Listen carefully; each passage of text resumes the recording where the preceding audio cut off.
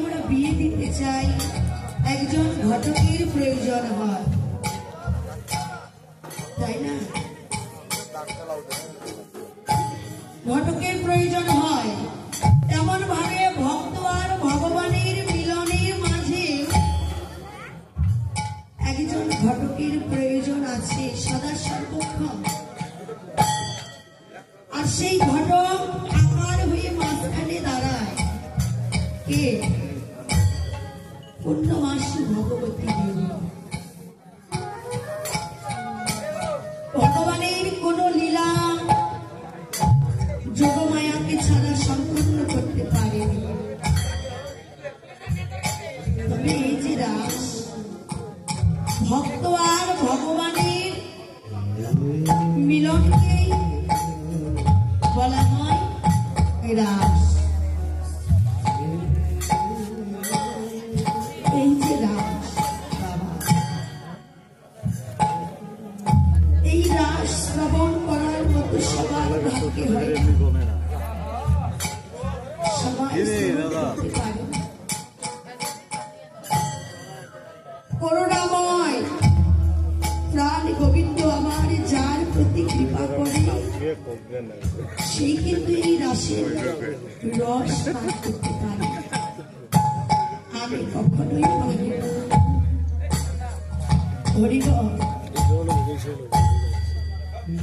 এই আসরাস তার প্রত্যক্ষ প্রমাণ। যেমন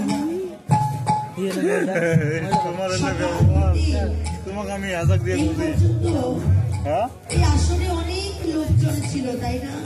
অনেক ভক্তের আগমন ছিল,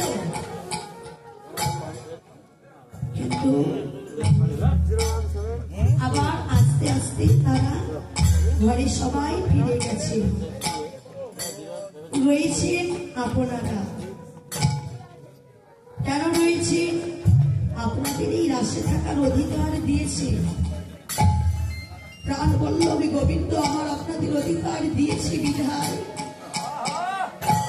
এখনো আপনারা এখানে বসে থাকতে পারছেন। কেননা এই রাশির অধিকার একমাত্র তারাই পায় যাদের প্রতি গোবিন্দের কৃপা হয়, যাদের প্রতি গোবিন্দ করুণা করে। কেননা গোবিন্দের এই রাশিটা সবার ভাগ্যে হয় না।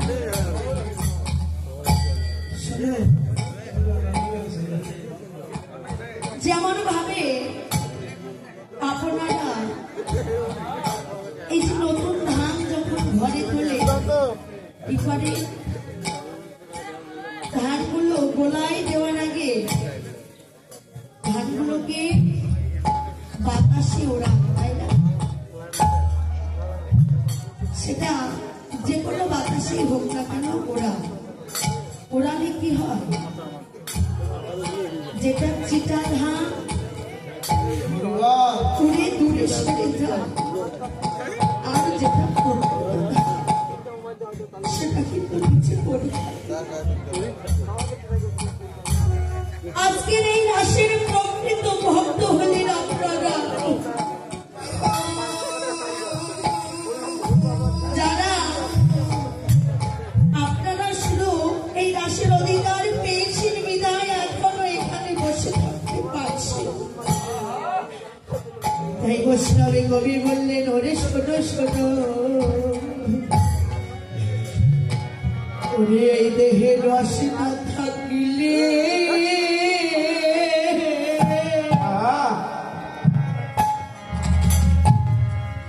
ওই রাশে যাওয়া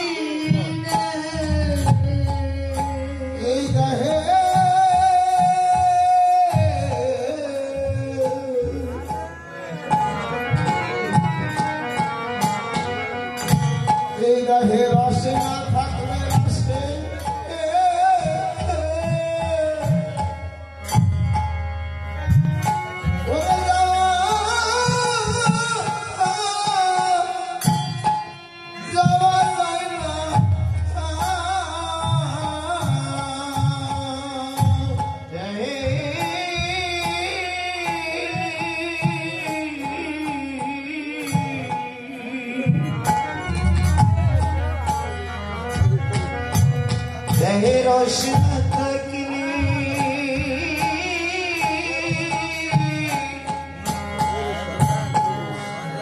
রাশে যাওয়া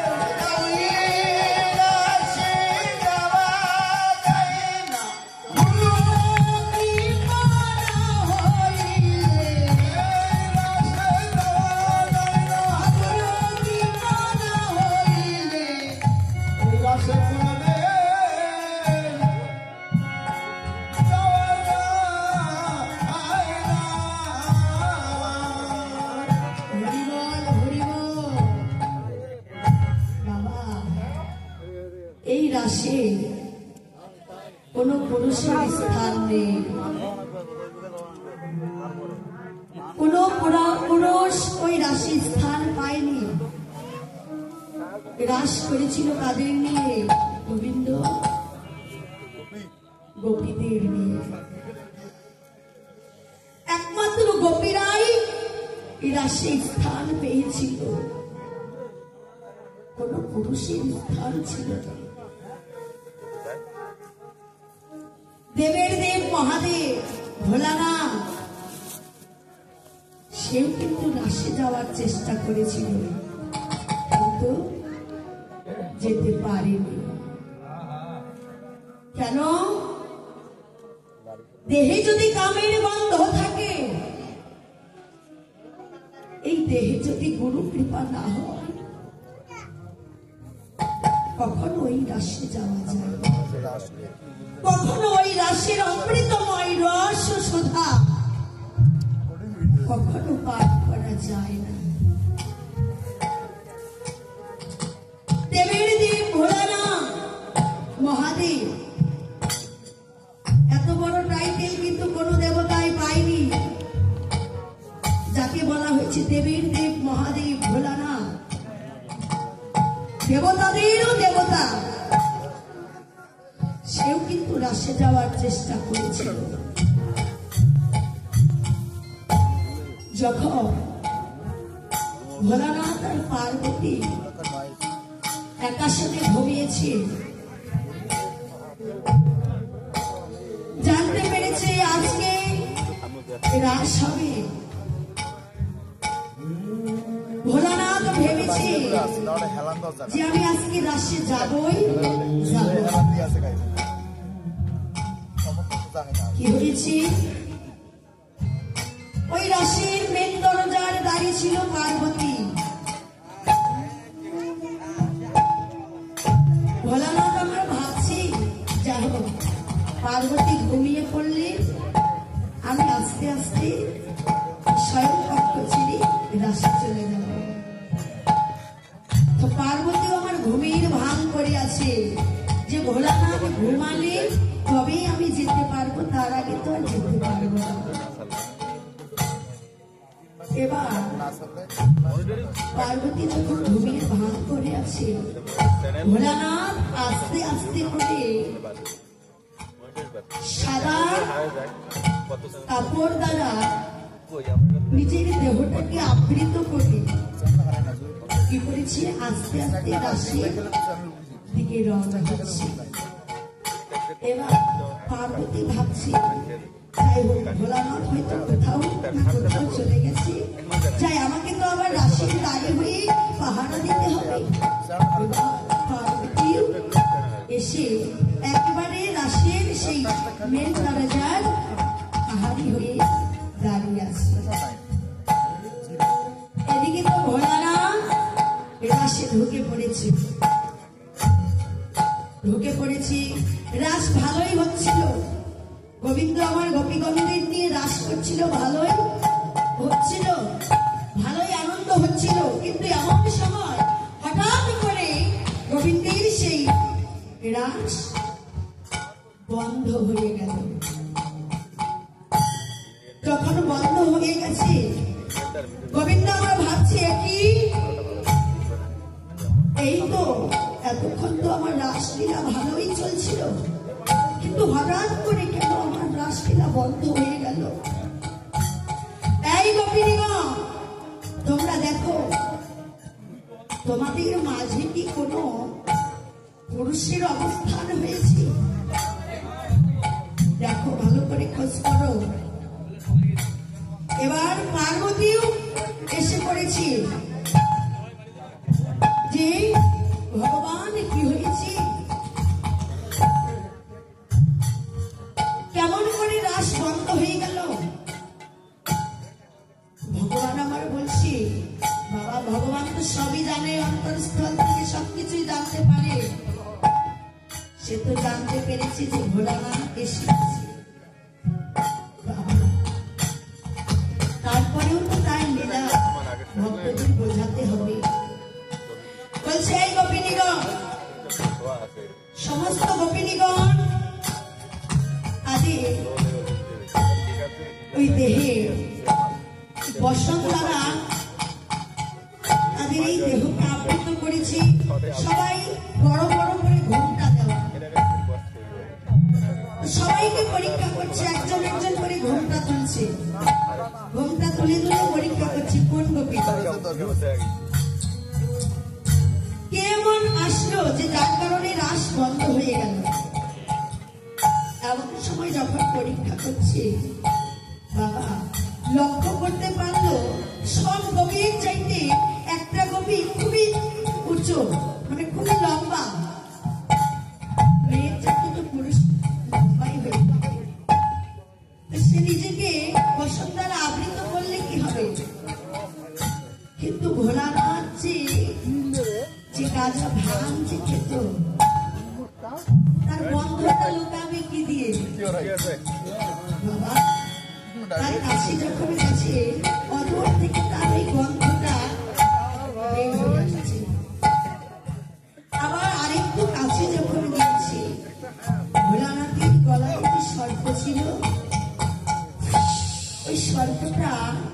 একটু পর পর ফুস ফুস করে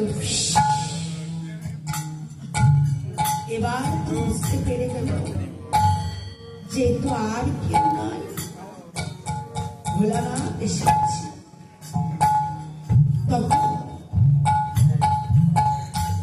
তখন সেই বলেছিল, এই যে তুমি এই রাশে থাকতে পারবে না, কারণ তুমি তো পুরুষ। এই রাশের মাঝে কোনো পুরুষের স্থান নেই। এই রাশে শুধু একমাত্র গোপীরাই স্থান পাবে, কেননা গোপীরা জন্ম জন্মান্তরে তাদের কর্ম ফলে ভগবানকে এ রজনীতে তারা লাভ করেছে, নিজ কর্ম গুণে লাভ করেছে। কর্ম ছাড়া ভগবানকে লাভ করা যায় না। তাহলে দেখো, দেবেরও দেবতা, দেবতাদের দেবতা ভোলানাথ কিন্তু রাশির স্থান পায় না। আর সেখানে আমরা সামান্য মানুষ,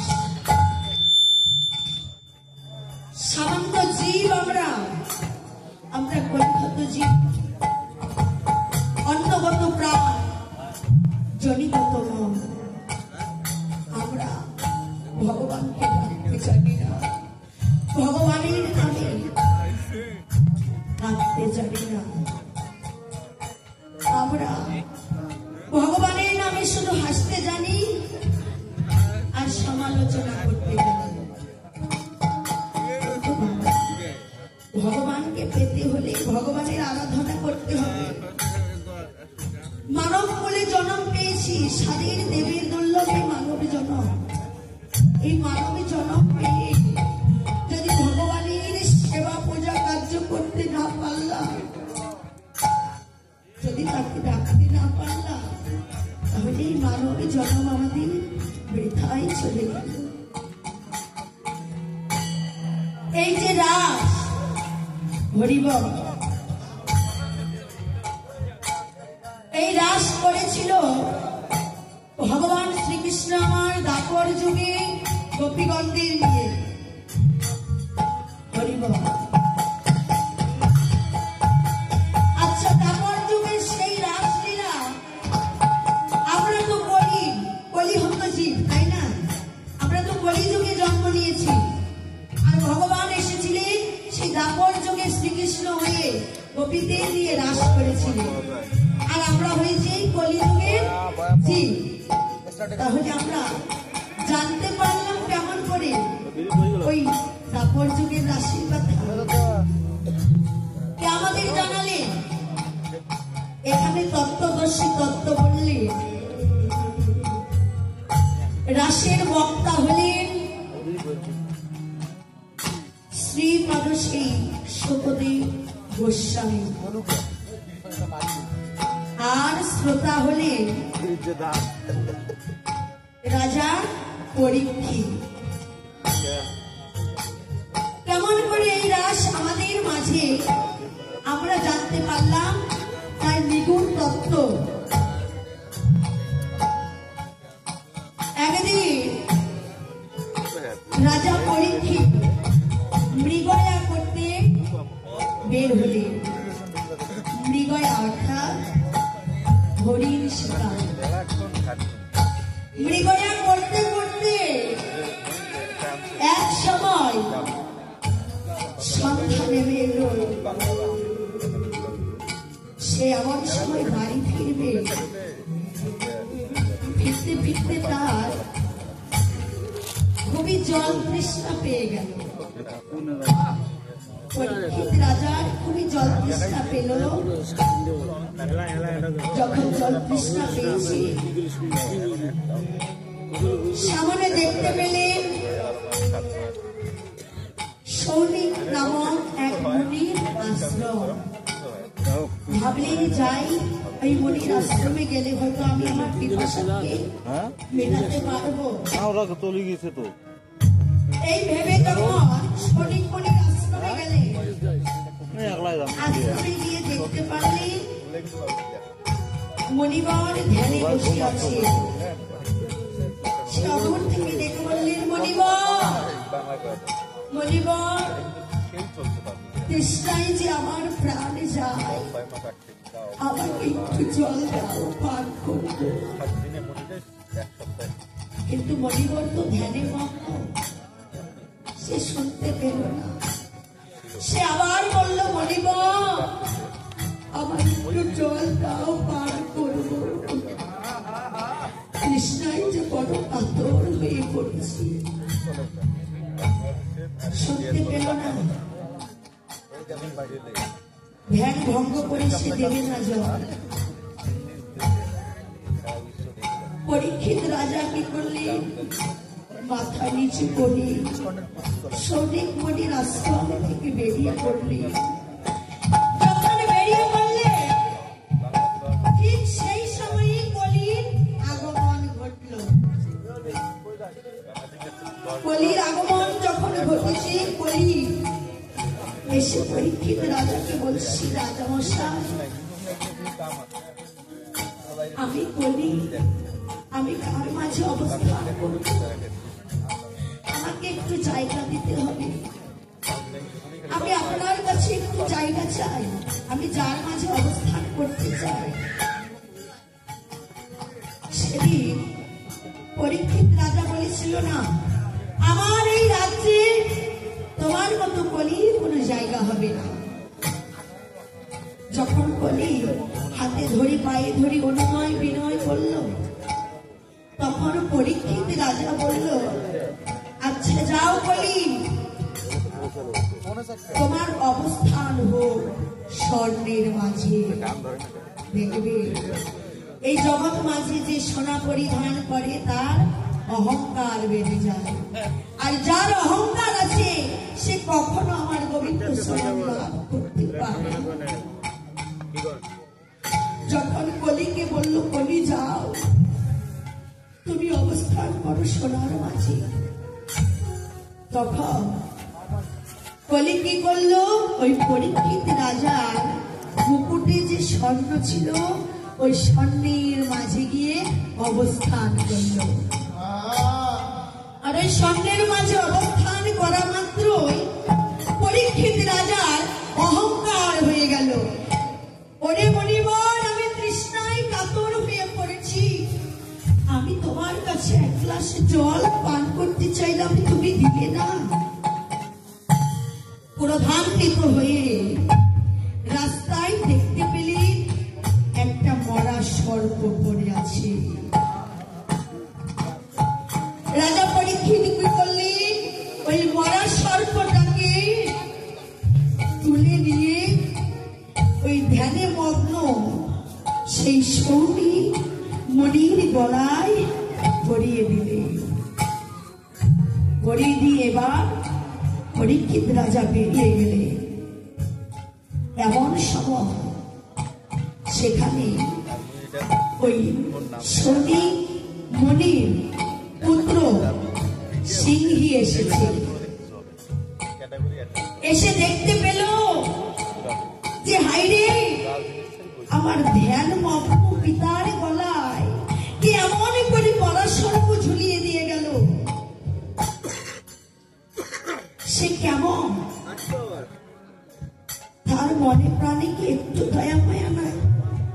সে কেন আমার পিতার গলে, আমার পিতা তো ধ্যানে মগ্ন ছিল, কেন আমার পিতার গলে ওই সর্প, মারা সর্প ঝুলিয়ে দিল? তখন তো মণির পুত্র রেগে কি করলেন? অভিশাপ দিলেন। ওরে, যে এমন কাজ করেছি, আমি তাকে অভিশাপ দিলাম, 7 দিনের মধ্যে তক্ষক নাগের দংশনে তার মৃত্যু হবে, তার মৃত্যু হবে, তার মৃত্যু হবে।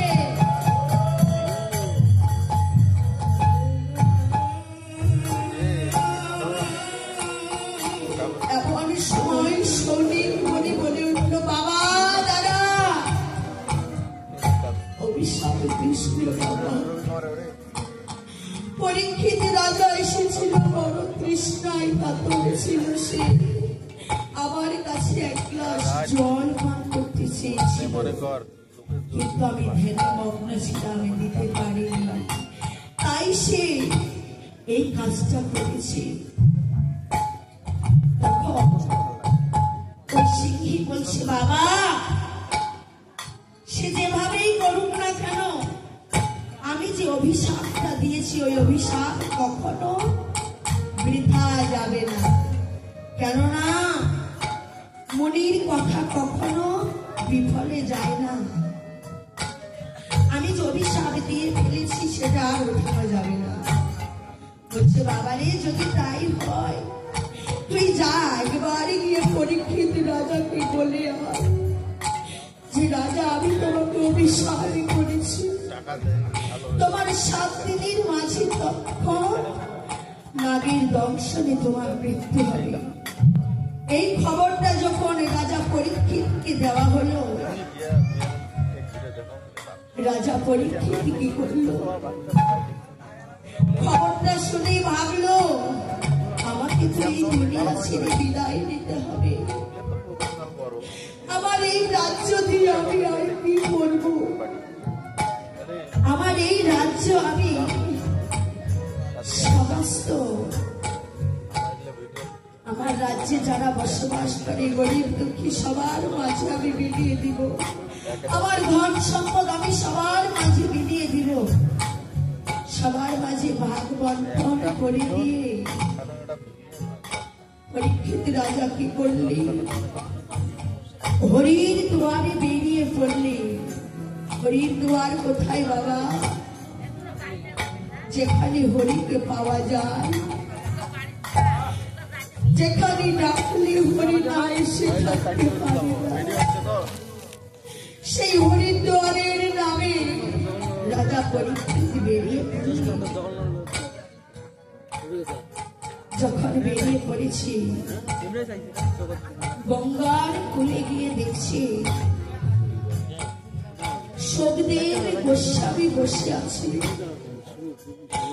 দৌড়ে গিয়ে সুখদেব গোস্বামীর চরণে গিয়ে পড়েছি, গুরু গুরু গো, আমার যে আর জীবনের বেশি দিন নেই,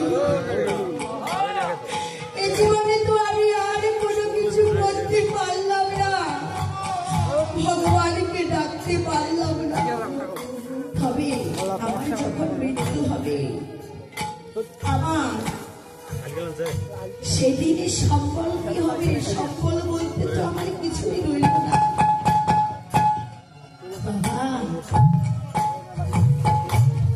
ইহকালের সম্বল, টাকা পয়সা, ধন সম্পত্তি যতই আপনাদের থাক না কেন,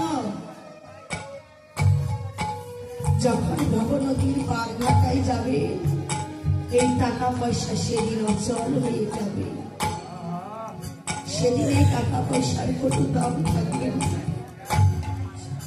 পরীক্ষিত বলছি, গো আমার একটা ব্যবস্থা তো করতে হবে। তখন সুখদেব গোস্বামী বললেন, শোনো,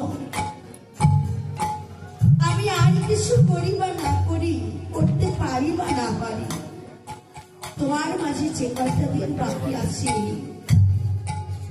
এই 7 দিন তুমি আমার কাছে বসে থাকবে, আর আমি তোমাকে কি করবো জানো? হরিনাম কীর্তন করে শোনাবো এবং ভগবানের সেই রাশির কথা তোমায় শোনাবো। এই তো সেই রাস, সেই রাসের বক্তা হলি সুখদেব গোস্বামী, আর শ্রোতা হলেন পরীক্ষিত রাজা। বাবা, সেই পরীক্ষিত রাজার আসনে আপনারা বসে আছেন শ্রোতা হয়ে। মনে রাখবে, ওই আসনটা কিন্তু যেমন তেমন আসন নয়। মনোযোগ সহকারে যদি রাস শ্রবণ করতে পারে, আপনাদের আজকের এই রাত্রি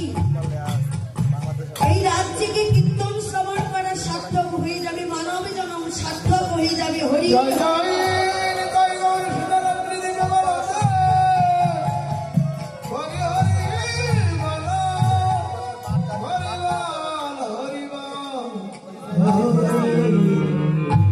এবারে গৌর হরিয়া কি করিলে লাইট পার হওয়া লাগে মন্ডলের হাট কয় সুরধরির গঙ্গার কোলে অন্তরঙ্গ ভক্ত নিয়ে হরিনামে সংকীর্তনে মেতে রইলে অন্তরঙ্গ বহিরঙ্গ ভক্ত নিয়ে যখন হরিনামে সংকীর্তনে মেতে রইলে হঠাৎ করে গগন পানে তাকাইয়ে দেখছি বেদি প্রায় ডুবু ডুবু হয়ে আসছে।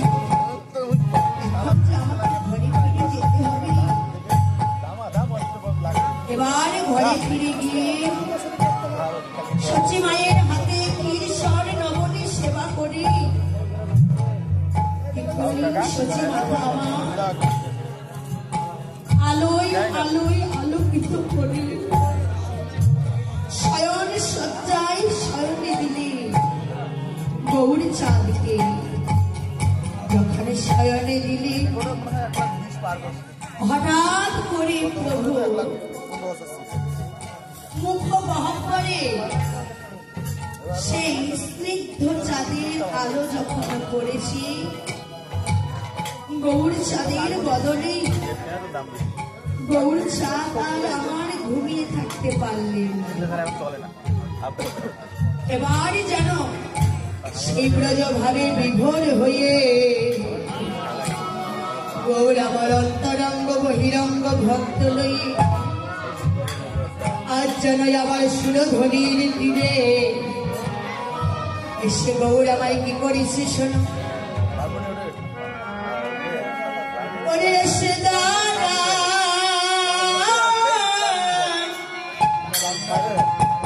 ইলো রে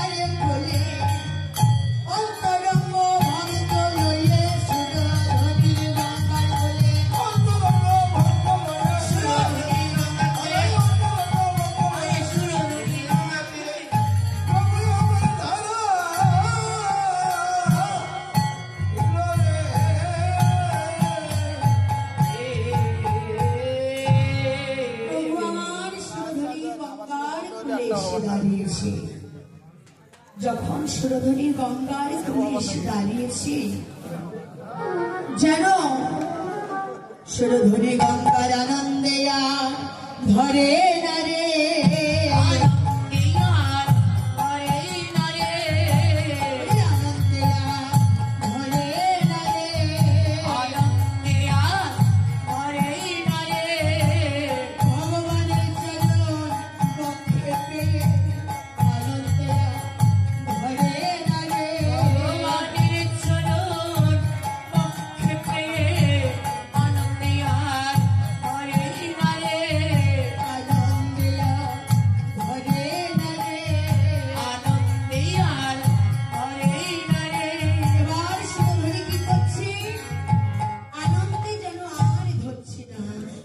ভগবান অনেক দিন পর আজকের এই সুযোগ আমি পেয়েছি তবে এই সুযোগটাকে আমি হাতছাড়া করবো না। আমি কি করবো জানো ভগবান? আমি তোমার চরণ, তোমার ভক্তির চরণ আমি আর ছাড়বো না। আমি আমার নয়নে জলে সোনা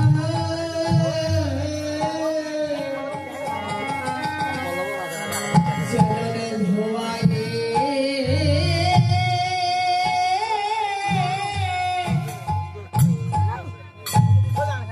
আমি ধোয়ায়ে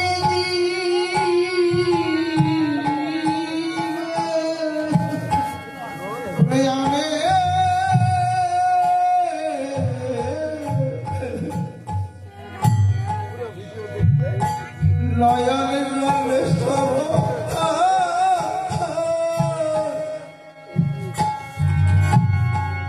ধোয়ায়ে ধোয়ায়ে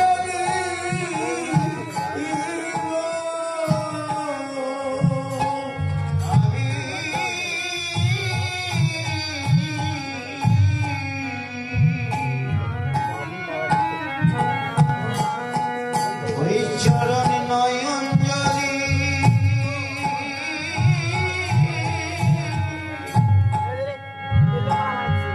জলে ধোয়াইব